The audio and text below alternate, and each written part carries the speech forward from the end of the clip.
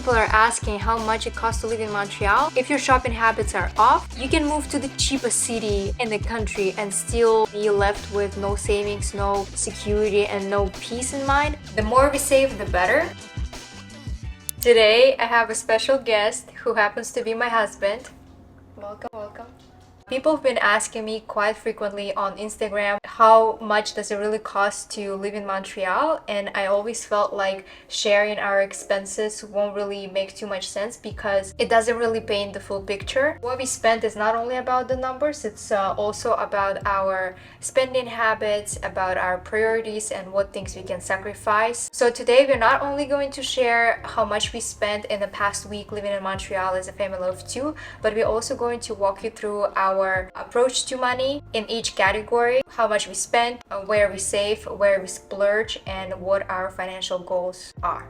A very sensitive topic. We decided to record this video together because Dima is the one who actually had the biggest impact on how I view money and how my relationship with money have changed, and he's also in charge of our family finances. Right. I'm in charge of the money and she's in charge of me, so technically she's still in charge of the money. That's very much how it is. Anyway, I think to start, it's important to give you some background information because when we just met and when we started dating, our views on money could not be more different. So if I'm being honest, Anna was probably a little bit irresponsible with how she treated money, how she looked at money. She very much so lived in the moment. I want to say, me on the other hand, I had much more modest, even at times frugal lifestyle, actively paying attention to how much I spend, how much I can save and maybe put the money into the market, to sort of building for the future. We've had our fair share of moments and disagreements to finally arrive to the point where we know the good balance between enjoying the life and living in the moment versus thinking long term and, planning for the future and hopefully setting ourselves up for the better future. Yeah. When we got married, we have merged all of our finances, so everything that we earn, save, invest is completely mutual. There's nothing that we keep to ourselves, and I think it's just important to mention before we get into all of the categories. We'll go from the biggest expense to the lowest expense, and the first one obviously being fixed expenses such as rent and car payments, and also I've included some recurring payments. So for the past week, we spent for rent, car payments, subscriptions, and memberships $781. And if you've seen my apartment hunting video, you would know that we are now living in suburbs. The reason why we made this decision was to mainly save on rent. We really wanted the rent to be at maximum around 25% of our income, but we got lucky to sign up for a place that was even less than 25%. When we crunched the numbers, considered the cost of the new place and the cost of the car, once we added up everything together, we found that we're actually spending less now living outside of the city than we did before. We at the same time actually got significantly more freedom and the quality of life went up because we got a car. That just goes to show how significant portion of your budget can go towards rent and you don't really have much to show for it. It's a little bit different for people who pay mortgages because they do put the money into equity of the house. And some people are going to be commenting that they're paying like $1,000 for their mortgage and whatever we've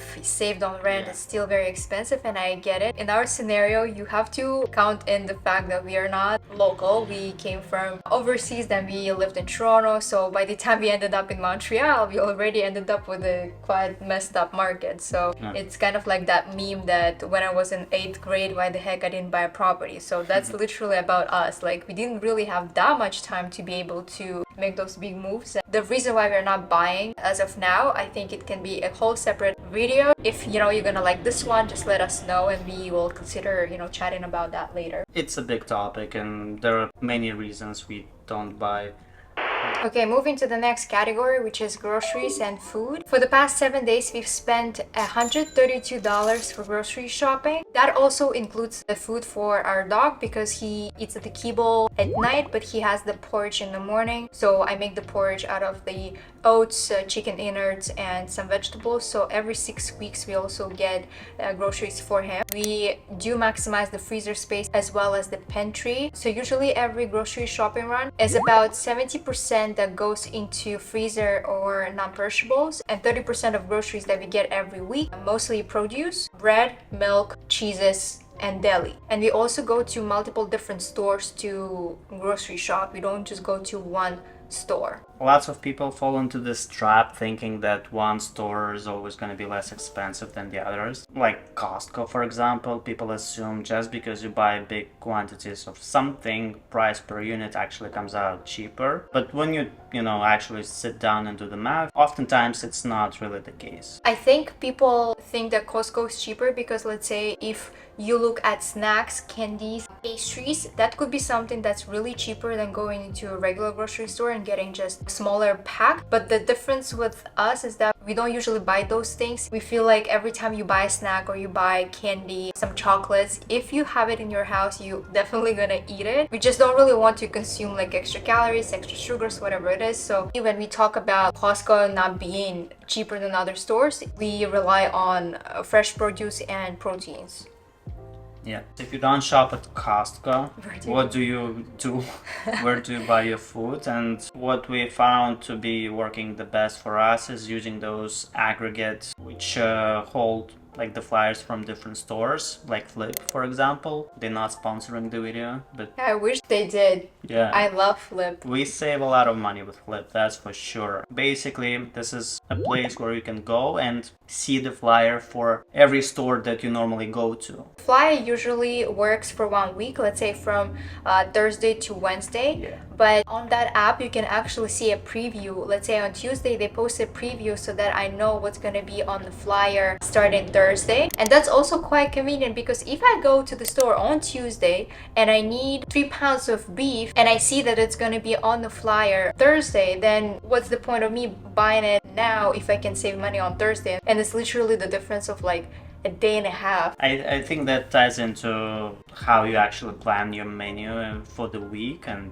we're gonna touch on that as well. It really doesn't take too much effort to do this, even though it sounds like a hassle, but it's really not. It's more of a like mini treasure hunt you can do on your phone. The important thing to understand is that different stores have different prices for the same items. When we buy something on sale, like say chicken breast or something non-perishable, you don't really buy shit food. You buy same food at a great price. And we also try to plan the grocery shopping around our errands so we don't go out of our way to drive to a specific store and get 3 items that are gonna be a few dollars cheaper than regular. Obviously no. And if we have to put a price on why we actually do it, I think it comes out like, I want to say $200 a month just on groceries is what we're able to save by being so strategic about this. And I think the big part here is how we plan the menus, because we plan our menus based off of what we already have in the freezer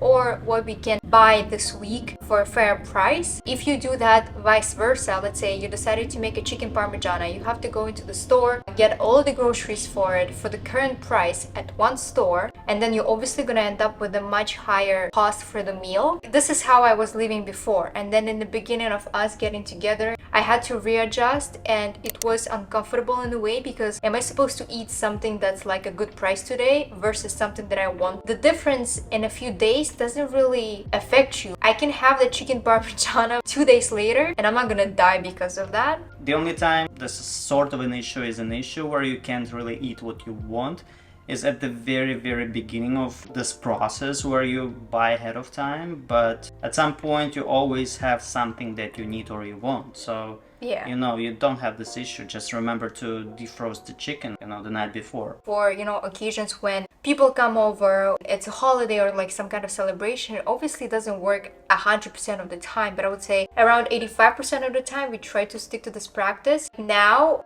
going to the store and just buying things, for its regular price, for not regular, but like current price, I don't like the feeling that I'm experiencing because I know that I get that same brick of butter $3 cheaper when I go on the right day. I would rather buy 5 but that's at a good price and put it in the freezer. I think that's actually a great example. Butter is so expensive. It's so expensive. So whenever we see it on like good price, it's the same brick of Exactly butter, the same, literally yeah. the same. The fact that it costs $5 this week and $8 next week is dictated by something else, but not the quality of the butter itself. So we see great price and we buy a bunch, put it in the freezer, and then we have butter for, I don't know, half a year. Next category, and that is eating out and takeout. For the past week, we actually spent $146 for eating out. We did not do any takeout that week, and it is important to say that we never do delivery. It was cheaper back in, I don't know, 2018. Now it feels like you're paying extra 20% on top of your meal, so we just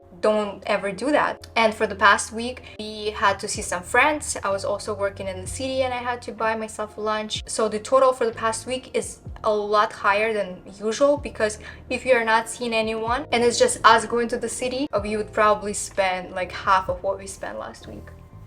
Yeah, I think that's fair.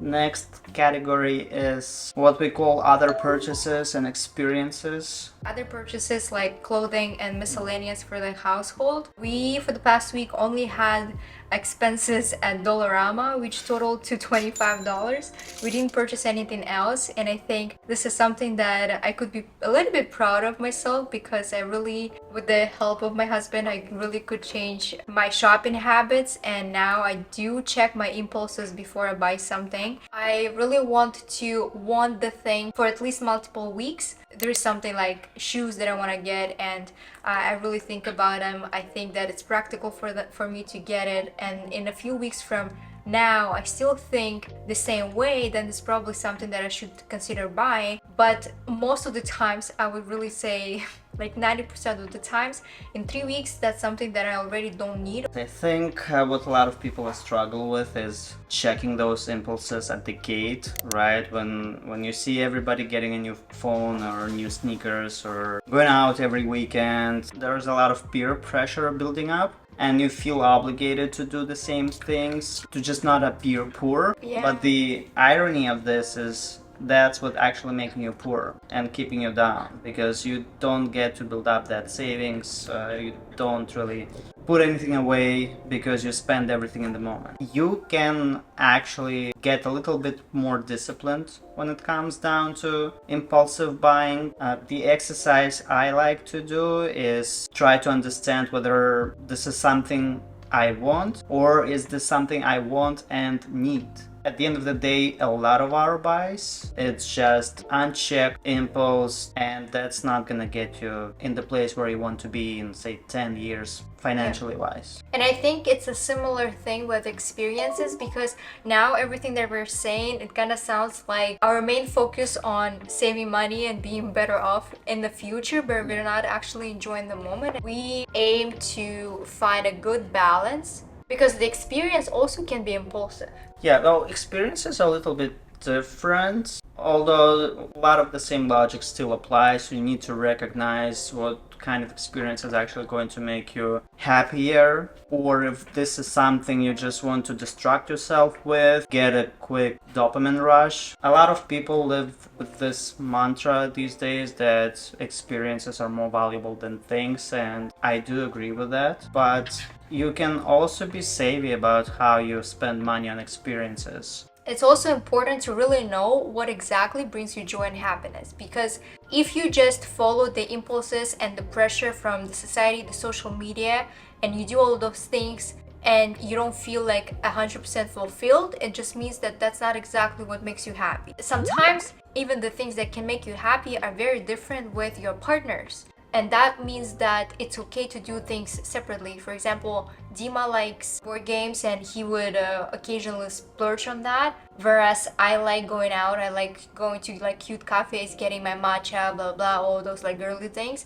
So I don't want to drag him with me and, you know, spend the double price because we're going together. I would rather go with my friends or with people who equally like the activity. This way he has his own budget for the activities and the spendings that he would prefer more. Obviously there are times when we do that together, but I think that's definitely less rather than us doing it separately. We're not saying that you shouldn't spend on experiences, because you should, absolutely you should. It's just like recognizing what kind of experience is actually something that fits into your personality. So So this is how much we spent for the past week. I don't know if that's gonna be too much for somebody or too little for some other people. We just really wanted to be transparent with our situation. To sum up this video, we wanna highlight the overall practices that we do. First one that I should say is that we do not allocate a specific percentage to how much we save, because our tactic is the more we save, the better. We apply all of those, approaches that we mentioned in this video every single day. Obviously, sometimes there are occasions where it's not possible. We have other responsibilities, we have families that we have to take care of, like all of those things. By default, the more we can save, the better. As an outcome, we do not allocate a specific percentage or number to a category. Allocating certain percentages on the categories we have, and then trying to stick to those allocations, which is kind of ridiculous. Imagine where you have $300 entertainment monthly budget, and then you get to the last day of the month and you realize you didn't spend all of it, or you're not gonna impulsively buy some expensive concert ticket just to meet that quota, Yeah. or you don't spend it this month, but that means that next month you have double the budget for entertainment, which isn't how it's supposed to work. Those things add up. Your money loses value big time every year, so it's not enough to just save it. You also need to take it one step further and actually put it into the market, or buy assets, or buy Bitcoin, but not gonna get into any of that right now. Ultimately, you just want to make your money work for you. When it comes to us and financial goals that we have, I think just financial independence, as broad as it sounds, but that's really the goal, is not to worry too much about the money, especially when you in your golden years. It's difficult to think 30 years ahead, but guess what? 30 years is going to pass no matter what, and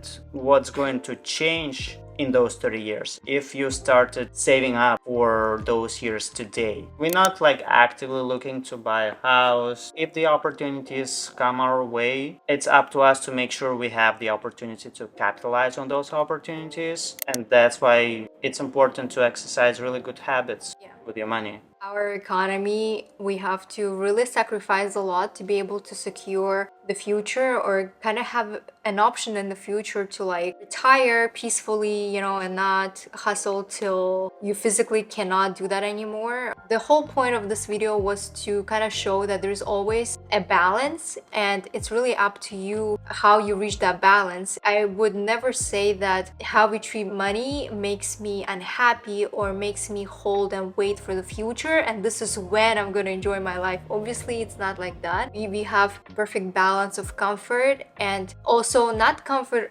just in daily life, but the comfort with the thought that future is not supposed to be bad or depressing. So when people are asking how much it costs to live in Montreal, you've heard the numbers, but no matter where you live, if your shopping habits are off, you can move to the cheapest city in the country and still spend a lot and still be left with no savings, no security, and no peace in mind. So it's really up to you how you approach the money. The camera overheated, so it's gonna take some time to cool down. We happy to expand on a lot of things that discussed. I think we touched on sort of everything, but didn't really open up. Yeah, money is a massive subject, and I think it's something that concerns everybody. If you like this video, let us know in the comments. Show some support so that we know that maybe this is something that we should be working towards in the future, and maybe posting some more. Whatever money you make, there's still chance and there's still opportunity to make the best out of it. Yeah. And provide yourself with some peace of mind, with some comfort, with the things that you enjoy. Sacrifice things consciously. Yeah. Thank you so much for watching. That was my lovely husband in the video, if you forgot. And yeah, we'll see you in the next one. Bye. Bye.